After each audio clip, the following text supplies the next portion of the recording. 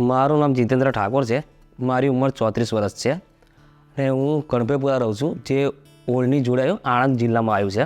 અને મને 2021માં ખબર પડી કે મારે કિડનીનો પ્રોબ્લેમ છે.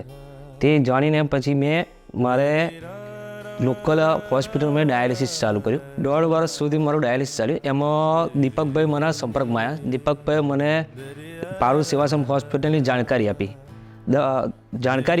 ત્યાં હું પારુલ હોસ્પિટલમાં ગયો ત્યારે મને ડૉક્ટરે સમજાવ્યું કે અહીં આગળ કિડની ટ્રાન્સપ્લાન્ટ થાય છે. ડૉક્ટરને સમજાવ્યા પ્રમાણે હું મારા ઘરે આવ્યો. મારા ઘરે આવીને મારા ઘરવાળા સાથે મેં ચર્ચા વિચારણા કરી.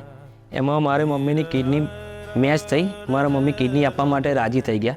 ત્યાર પછી અમે પારુલ સેવાશ્રમ હોસ્પિટલમાં અમે એડમિટ થયા. કિડની ટ્રાન્સપ્લાન્ટ યુનિટમાં મારું સફળ ઓપરેશન થયું અને ઓપરેશન બાદ મારી જે ફિલ્ડની જોબ હતી મને પાછી ચાલુ થઈ ગઈ.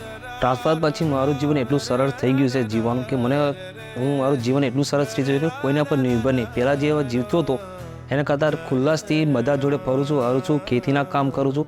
આના પાછળ મારું જે જીવન સુખી થયું છે, જે નવી જિંદગી ચાલુ થઈ છે, એની પાછળ પારુલ સેવાશ્રમ હોસ્પિટલ તથા એમના ડૉક્ટરોનો ખૂબ ખૂબ આભાર છે. અને નર્સિંગ સ્ટાફ જે અત્યારે પહેલાં મારે જ્યારે ટ્રાન્સફર થયું ત્યારે એમને મારું બહુ કાળજી રાખી છે.